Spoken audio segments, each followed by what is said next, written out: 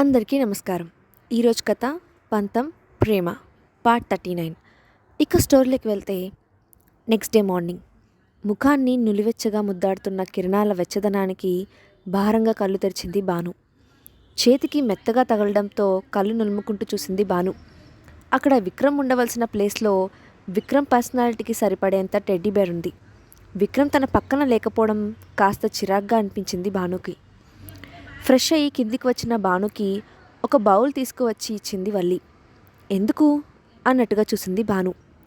Bhanu expression చూసి నవ్వుతూ, ఇది హ్యాంగ్ ఓవర్ సూప్ భాను, దీనివల్ల నీకు తలనొప్పి తగ్గుతుంది అంటూ ఆ సూప్ బౌల్ భానుకి ఇచ్చి వెళ్ళిపోయింది వల్లి.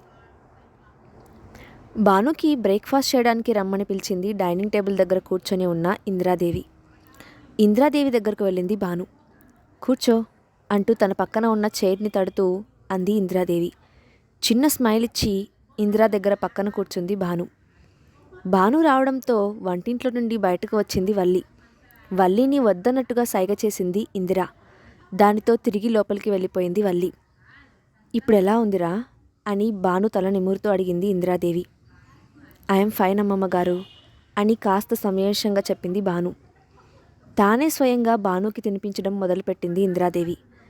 తనకు తినిపిస్తున్న ఇందిరాదేవి వైపు రెప్ప వేయకుండా చూస్తూ ఉంది భాను. తన వైపే చూస్తూ ఉన్న భానుని చూసి చిన్నగా నవ్వుతూ, ఆ పట్టు అంటూ నేతిలో ముంచిన ఇడ్లీని భానుకు పెట్టింది.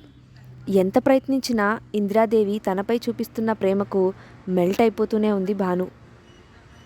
అదే విషయాన్ని ఆలోచిస్తూ ఉన్న భాను ఇలా దగ్గరైపోతే తర్వాత దూరం అవడం కష్టం అనుకొని కొంచెం తిని చాలని చెప్పి అక్క నుండి లేవబోయింది. ఎందుకని ఎప్పుడు దూరంగా ఎవరో పరాయి వాళ్ళ దగ్గర ఉన్నట్టుగా ఉంటావు? అదేం లేదమ్మమ్మగారు, నువ్వు మత్తులో ఉన్నప్పుడే నయం. బామ్మ, నేను నీతోనే ఉంటాను అంటూ నన్ను చుట్టుకుపోయావు. ఇలారా అని భాను చెవి దగ్గరగా వంగి, కనీసం మీ ఆయన్ని కూడా నీ దగ్గరకు రానివ్వలేదు, నిన్ను ముట్టుకోనివ్వలేదు అంది ఇందిరాదేవి. ఆ మాటకు ఇందిరాదేవి వైపు కళ్ళు పెద్దవి చేసి చూస్తూ ఉండిపోయింది భాను. పాపం, మీ ఆయన ఎక్కడ నువ్వు నిజంగానే నాతోనే ఉండిపోతావేమో అని భయపడి నా దగ్గర నుండి నిన్ను ఎత్తుకొని వెళ్ళిపోయాడు.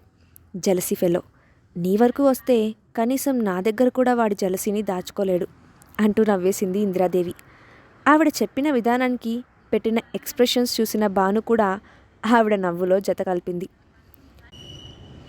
ఇందిరాదేవి భాను చేయి పట్టుకొని నిమురుతూ, బన్నీ, నైట్ నువ్వు నాతో ఏదో చెప్పడానికి ట్రై చేశావు, కానీ ఆ రాస్కెల్ ఆదిగాడు వాడు నిన్ను నాతో మాట్లాడనివ్వకుండా నిన్ను తీసుకొని వెళ్ళిపోయాడు.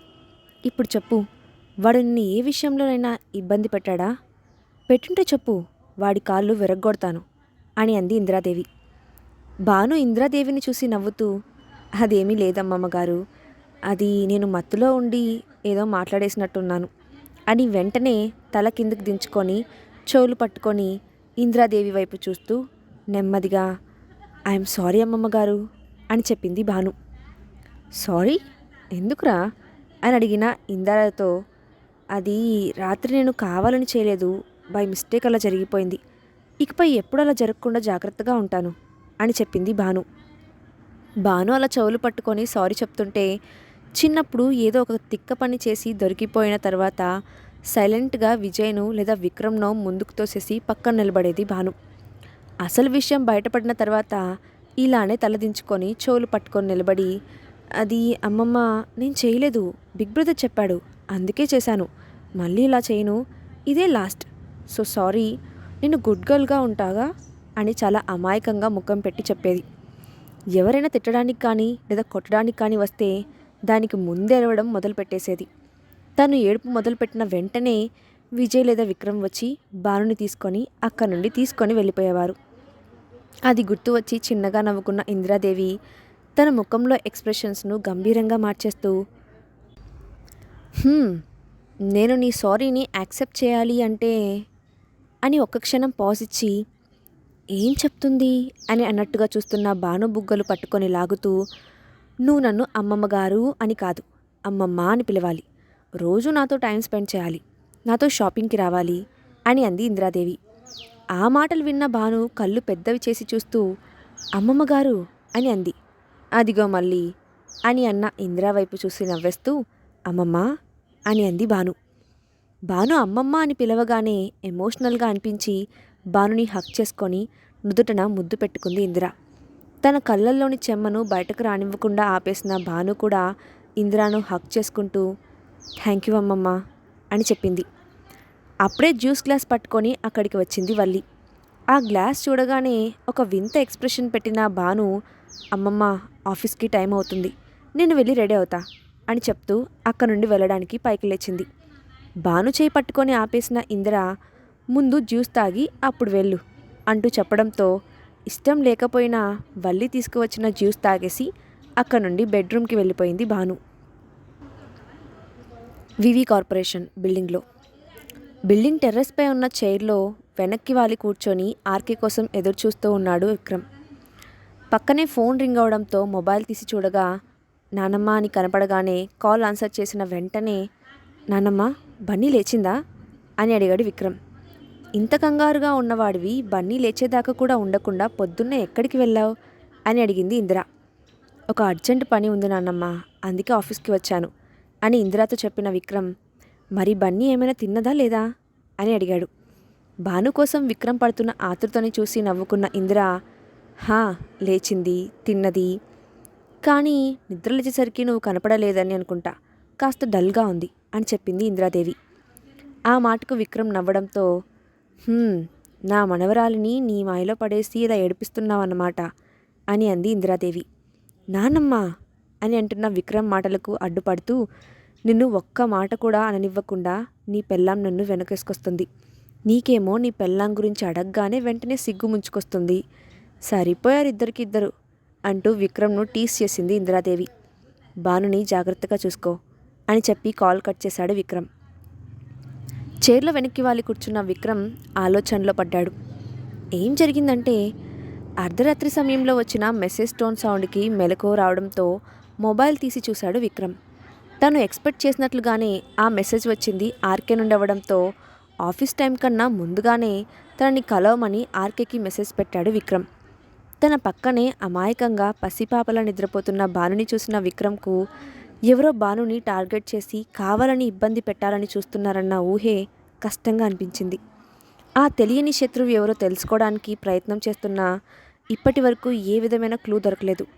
అది విక్రమ్కు మరింత చిరాకు తెప్పిస్తోంది.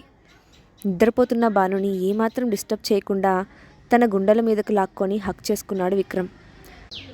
నిద్రలో ఉన్న భాను విక్రమ్ తన కంఫర్ట్ జోన్ అన్నట్టుగా విక్రమ్ గుండెల్లోకి మరింత స్నగుల్ అవుతూ విక్రమ్ను టైట్గా హక్ చేసుకుంది. భాను అలా హక్ చేసుకోవడంతో అంత చిరాకులో ఉన్నా కూడా విక్రమ్ ఫేస్లో చిన్నగా నవ్వు వచ్చి చేరింది. తన నుండి భానుని ఎవ్వరూ దూరం చేయలేరు అన్న విధంగా భానుని తన చేతుల మధ్య లాక్ చేసేశాడు విక్రమ్. ఉదయం భాను నిద్ర లేవకముందే లేచిన విక్రమ్ తన ప్లేస్లో ఒక పెద్ద టెడ్డీబేర్ని పెట్టి రెడీ అయ్యి బయటకు వెళ్ళిపోయాడు. ప్రెజెంట్ వివి కార్పొరేషన్ బిల్డింగ్ టెర్రస్పై ఎవరో వస్తున్నట్టుగా అడుగుల చప్పుడు వినిపించడంతో కళ్ళు తెరిచాడు విక్రమ్.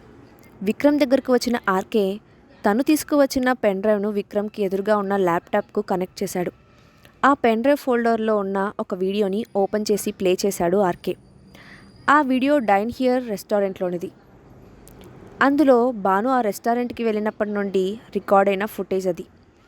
సుమన భానుని తీసుకొని పార్టీ హాల్లోకి వెళ్ళిన 20 నిమిషాలకి భాను ఫోన్ మాట్లాడుతూ ఒంటరిగా బయటకు వచ్చింది. కాల్ కట్ చేసిన తర్వాత ఎవరికో కాల్ చేసింది భాను. మళ్ళీ ట్రై చేస్తూ విసుగ్గా ఫోన్ వైపు చూసిన భాను అక్కడి నుండి ముందుకు వెళ్ళింది. అక్కడితో ఆ వీడియో ఎండ్ అయిపోయింది. నెక్స్ట్ వీడియోని ప్లే చేశాడు ఆర్కే. మరొక వైపు ఉన్న కెమెరా రికార్డ్ చేసిన వీడియో అది.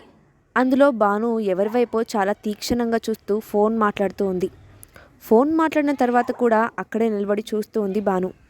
అంతలో అక్కడికి వచ్చిన సుమన భానుతో మాట్లాడి అక్కడ నుండి భానుని తీసుకొని వెళ్ళిపోయింది. అది చూసిన విక్రమ్ భాను తదేకంగా చూస్తున్న వైపు చూసి జూమ్ చేసి చూశాడు. ల్యాప్టాప్లో ప్లే అవుతున్న వీడియో చూడగానే విక్రమ్ బుకుటి ముడిపడింది. వెంటనే ఆర్కే వైపు చూశాడు విక్రమ్. అవునన్నట్టుగా నెమ్మదిగా తల ఊపాడు ఆర్కే. ఆ వీడియోలో భాను చూస్తున్నది తనను ఇంకా లాస్యను అని చూశాక విక్రమ్కు రాత్రి భాను తనతో మాట్లాడిన విధానం మాటలు గుర్తు వచ్చాయి. అప్పటికి కానీ మన హీరో గారికి అర్థం కాలేదు భాను అలా ఎందుకు ఉంటుంది అనేది. అంటే నేను లాస్యను కలవడం చూసి బన్నీ అప్సెట్ అయిందా అని అనుకున్న విక్రమ్కు ఏదో డౌట్ రావడంతో ఆర్కే వైపు చూస్తూ, అసలు ఆ టైంలో నువ్వు భానుకి ఎందుకు కాల్ చేశావు అని ఆర్కేను అడిగాడు విక్రమ్. ఎవరో మన వెబ్సైట్ను హ్యాక్ చేయడానికి ట్రై చేస్తున్నారని టెక్నికల్ టీం నుండి మెసేజ్ వచ్చింది.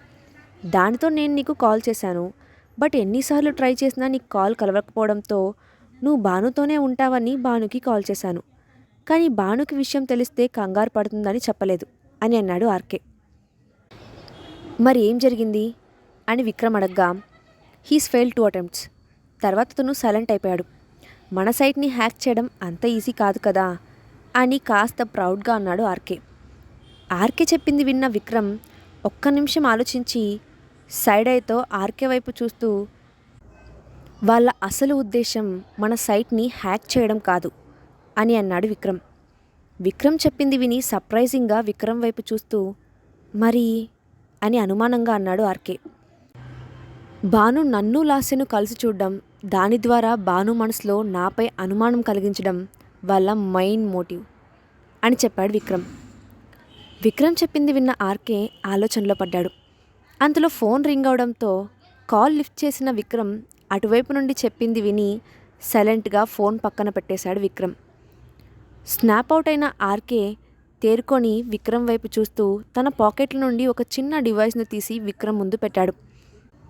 దాన్ని చేతిలోకి తీసుకొని చూస్తున్న విక్రమ్ని చూస్తూ, నీ డౌట్ నిజమే విక్రమ్, ఇది పోర్టబుల్ సిగ్నల్ జామర్ అంటూ ల్యాప్టాప్లో ఒక ఫోల్డర్ను ఓపెన్ చేసి దాని ఇన్ఫర్మేషన్ను విక్రమ్ ముందు ఉంచాడు ఆర్కే. అదే ఎస్ఆర్కే ఎంత ప్రయత్నించినా ఆ డివైస్ గురించి ఏమీ తెలియకపోవడంతో ఏడి అనే హ్యాకర్ ద్వారా దాని వివరాలు తెలుసుకున్నాడు ఆర్కే. రత్న హవేలీలో ఆఫీస్ టైం అయిపోతుండడంతో హడావిడిగా బయటకు వస్తుంది భాను. అదే సమయంలో ఫోన్ రింగ్ అవడంతో కనీసం కాలర్ ఐడి కూడా చూడకుండా కాల్ ఆన్సర్ చేసింది భాను. అటువైపు నుండి హలో పార్ట్నర్ అంటూ వినిపించిన వాయిస్కి సంతోషపడిపోతూ, హే డార్లింగ్ అని పిలిచింది భాను. అయ్యో ఎంత ప్రేమో చూడు, కనీసం ఒక ఫోన్ కాల్ కూడా ఉండదు కానీ ఇప్పుడు నేను చేసిన తర్వాత మాత్రం ఓ ప్రేమ కారిపోతుంది అని అలకగా అంది భావన. అయ్యో అలిగిందా నా డార్లింగ్? లేదు, ఆనందించింది నువ్వు నన్ను మర్చిపోయినందుకు అని వెటకారంగా అంటున్న భావన మాటలకు నవ్వేస్తూ, సారీ భాను, నిన్ను కలవడం కుదరలేదు అని అంది భాను. ఎలా కలుస్తావులే, ఇప్పుడు మిస్ లక్కీ కాస్త మిస్సెస్ లక్కీ అయింది కదా, నీ హస్బెండ్తో టైం స్పెండ్ చేయడమే సరిపోతుంటుంది కదా, ఇంకా మాతో ఏం మాట్లాడతావులే అని ఏడుస్తూ అంది భావన. భావన అలా అనగానే భాను డల్ అయిపోయింది. హే పార్ట్నర్, ఏంటి సైలెంట్ అయిపోయావు అని అంటున్న భావన మాటలకు అడ్డుపడుతూ, జేడీ వెనుక తిరగడానికి నీకు టైం సరిపోదు, అలాంటిది నువ్వు నన్ను అంటున్నావా అని రివర్స్ కౌంటర్ ఇచ్చింది భాను. కొంచెంసేపు మాట్లాడుకున్న తర్వాత, ఓ అసలు విషయం మర్చిపోయా, నాకు కొన్ని ఫొటోస్ వీడియోస్ అలాగే మన వెబ్సైట్లో ఎగ్జిబిషన్ గురించి పోస్ట్ చేయడానికి ఒక ఆర్టికల్ కావాలి, అది నువ్వే రాయాలి అని చెప్పాడు జేడీ అని అసలు విషయం చెప్పింది భావన. అంటే ఇక్కడికి జేడీ కూడా వస్తున్నాడా అని భావనను అడిగింది భాను.